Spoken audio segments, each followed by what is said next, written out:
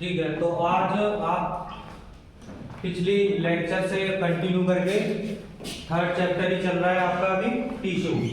ठीक है, तो उसमें आज जो टॉपिक है हमारा वो है एपिथेलियल टिश्यू। ठीक है, क्लासिफिकेशन हमने लास्ट लेक्चर में देखा था। मेनली 4 पार्ट्स में डिवाइड किया था। हमारी पूरी होल बॉडी में जितने भी टाइप के टिश्यू हैं उसको 4 टाइप में डिवाइड कर दिया था। उसमें से एक आज हम उठा रहे हैं जो है एपिथेलियल टिश्यू। ठीक है, तो एपिथेलियल टिश्यू बेसिकली उसको भी फर्दर डिवाइड कर दिया गया है। ठीक है, कितने टाइप में? 3 टाइप्स में। ठीक है, तो पहला है उसमें से सिंपल एपिथेलियल टिश्यू, दूसरा है आपका कंपाउंड एपिथेलियल टिश्यू, तीसरा है आपका ग्लैंडुलर और सिक्रीटरी एपिथेलियल टिश्यू। ठीक है, तो एपिथेलियल टिश्यू मेनली 3 टाइप में डिवाइड कर दिया गया है आपका। उसके बाद आते हैं, अगर सिंपल को देखते हैं तो सिंपल में भी कितने टाइप के हैं आपके? 4 टाइप के हैं। कैसे? एक है स्क्वैमस, दूसरा है क्यूबॉइडल, तीसरा है कॉलमनर और उसके बाद वाला है स्यूडो स्ट्रेटिफाइड कॉलमनर। तो ये कैसे कैसे डिवाइड कर रहे हैं? ये एज पर स्ट्रक्चर। कैसे? स्ट्रक्चर। जैसे क्यूबॉइडल वाला है तो उसका स्ट्रक्चर कैसा? क्यूब लाइक स्ट्रक्चर है, और कॉलमनर वाला है तो वो कॉलम की तरह है। ठीक है, और आपका स्क्वैमस है तो वो कैसा? आपका फ्लैट स्केल लाइक स्ट्रक्चर है। तो वो हम आगे पढ़ेंगे जब उसके बारे में डीप में पढ़ेंगे। अभी फिलहाल इतना समझ लीजिए कि सिंपल एपिथेलियल टिश्यू जो है किसका पार्ट है? एपिथेलियल टिश्यू का। ठीक है, और सिंपल एपिथेलियल टिश्यू में भी आपके ये 4 टाइप के आ जाते हैं। ठीक है, उसके बाद आता है आपका कंपाउंड एपिथेलियल टिश्यू। ठीक है, अब आप ये देख रहे होंगे कि पहला है इसमें stratified squamous epithelium, cuboidal epithelium, columnar epithelium. तो आप कहोगे सर ऊपर भी स्क्वैमस, इसमें भी स्क्वैमस, ऊपर भी क्यूबॉइडल, इसमें भी क्यूबॉइडल, इसमें भी कॉलमनर और इसमें भी कॉलमनर। तो इसमें सर डिफरेंस क्या हो गया? तो डिफरेंस बेटा आप जब आगे पढ़ेंगे तो ये पाएंगे कि जो आपकी सिंपल, नाम से ही आप क्या है? सिंपल। ठीक है, और नाम से ये क्या है? कंपाउंड। ये तीनों लेयर, तीनों जो होंगी आपकी टाइप की एपिथेलियल टिश्यू, इसमें भी सेम होंगी और इसमें भी सेम होंगी। बस फर्क इतना आ जाएगा, क्योंकि ये सिंपल है तो ये सिंगल लेयर की होगी। ठीक है, इसमें जितनी भी होगी, और क्योंकि ये कंपाउंड है तो ये मल्टीपल लेयर्स की होगी। आगे बात समझ में क्लियर है एकदम? ठीक है, उसके बाद आता है ये ट्रांजिशनल एपिथेलियम। ठीक है, इसमें एक ये अलग है स्यूडो स्ट्रेटिफाइड कॉलमनर, और इसमें चौथी ये वाली अलग है ट्रांजिशनल एपिथेलियम। तो इसके बारे में हम फर्दर क्लासेस में पढ़ेंगे। ठीक है, उसके बाद आ जाता है आपका ग्लैंडुलर और सिक्रीटरी। तो मैंने जैसा कि आपको पहले ही बताया था कि आपकी बॉडी में different types of hormones and enzymes release होते हैं। ठीक है, तो उनको रिलीज करने का काम कौन करता है? ग्लैंड, ग्रंथियां। वो ग्रंथियां जैसे लिवर बताया था मैंने, थायराइड ग्लैंड बताई थी, पिट्यूटरी ग्लैंड बताई थी। ठीक है, पैंक्रियाज होती है, ये सारी आपकी ग्लैंड्स हैं। ठीक है, तो वो कौन बनाता है? वो कौन बनाता है बेटा? यही एपिथेलियल टिश्यूज बनाती हैं आपस में मिलकर, उसी को कहते हैं ग्लैंडुलर और सिक्रीटरी। सिक्रीटरी क्यों कह रहे हैं यहाँ पे? क्योंकि हम क्या कर रहे हैं? उसको सिक्रीट करा रहे हैं उसमें से हार्मोन से एंजाइम। अच्छा, ये भी आपकी फर्दर 2 टाइप की होती है। कैसी? 2 टाइप की होती है, एंडोक्राइन ग्लैंड्स और एक्सोक्राइन ग्लैंड्स। फर्दर जब आगे क्लासेस में पढ़ेंगे तो वो बता दूंगा आपको डिफरेंस इसमें क्या होता है। ठीक है, चलिए अब ये पार्ट आपको समझ में आ गया क्लासिफिकेशन का, एक बेसिक पार्ट। ये किसका क्लासिफिकेशन है? केवल और केवल एपिथेलियल टिश्यूज का। ठीक है, अब हम थोड़ा बहुत जान लेते हैं कि एपिथेलियल टिश्यूज का जो एक बेसिक स्ट्रक्चर होता है वो क्या होता है। ठीक है, जो स्ट्रक्चर होता है आपका एपिथेलियल टिश्यू का वो कैसा होता है? हम पर्टिकुलर का अलग अलग पढ़ेंगे, लेकिन अभी हम एक कॉमन का सबका मिला के स्ट्रक्चर देख लेते हैं कैसा होता है। ठीक है, तो सबसे पहले मैंने आपको बताया था जो एपिथेलियल टिश्यूज होते हैं उनका काम क्या होता है? Covering and protecting. Covering and protecting. तो कवरिंग बॉडी को चाहे ऊपर से हो, बाहर की एनवायरनमेंट से, ठीक है, या फिर आपके जो ऑर्गन्स हैं उसकी इनर लाइनिंग्स में या उसके सराउंडिंग्स में। ठीक है, कवरिंग करना है उसको और प्रोटेक्शन देना है।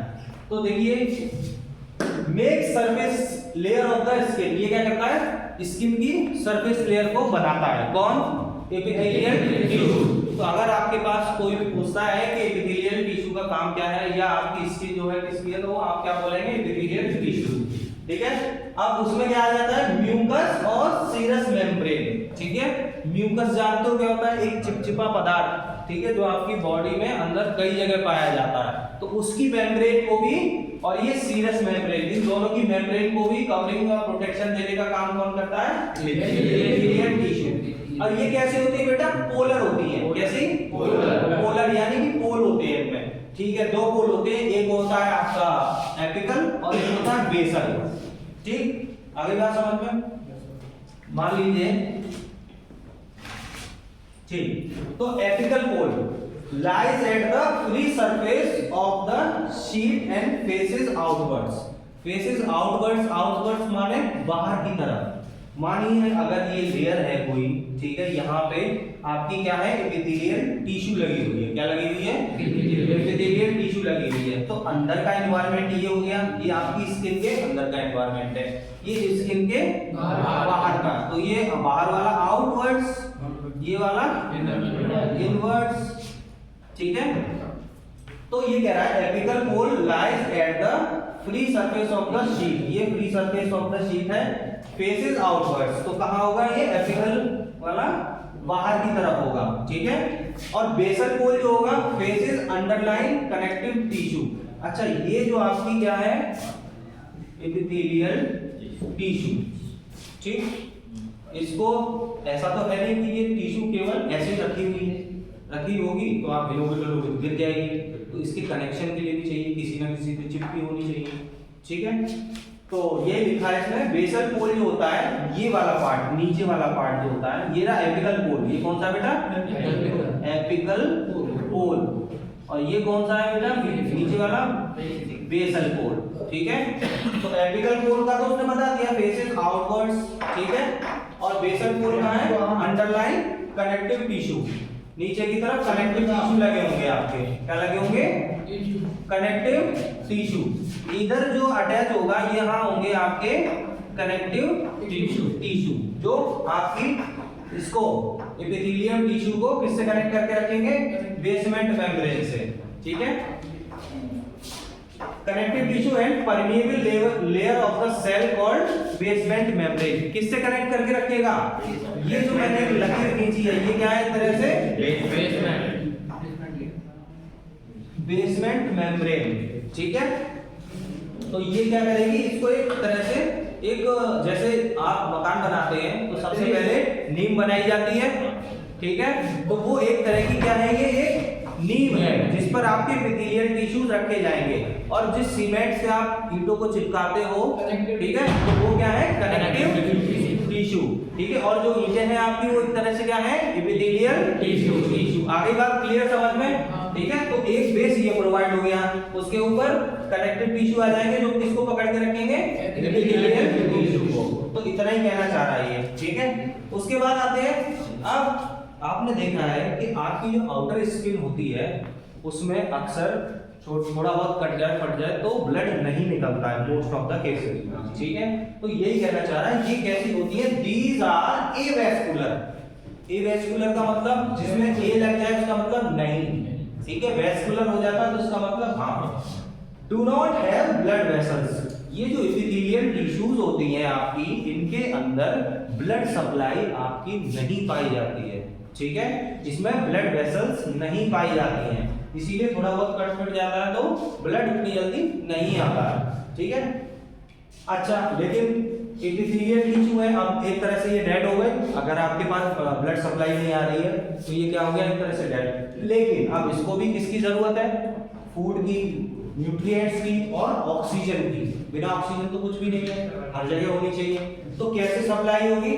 तो देखो, exchange of nutrients and oxygen. Nutrient जो भी खाना पीना है इसको, और ऑक्सीजन कहां से मिलेगा? कैपिलरीज से, फ्रॉम द कैपिलरीज। कैपिलरीज जानते हो आप? नहीं जानते तो आगे के उसमें समझा दिया जाएगा। ठीक है।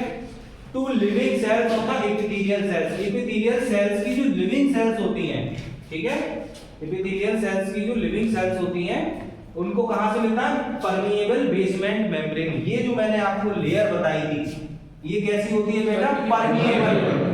परमिएबिलिटी का मतलब जानते हो आप? किसी एक चीज को यहां से इसके आर पार चले जाना, उसको परमिएबिलिटी। लेकिन हर चीज नहीं जाएगी, कुछ ही सेलेक्टिव चीजें जाएंगी, तो उसे कहते हैं सेलेक्टिवली परमिएबल। ठीक है, तो ये परमिएबल मेम्ब्रेन होती है, बेसमेंट मेम्ब्रेन। उसी के थ्रू आपका क्या फूड, न्यूट्रिएंट्स, जो भी उसको रिक्वायरमेंट होगी एपिथेलियल सेल्स की, लिविंग सेल्स को, ठीक है, और ऑक्सीजन की सप्लाई, तो वो वहां तक कैसे पहुंचेगी? इसी तरीके से। ठीक है।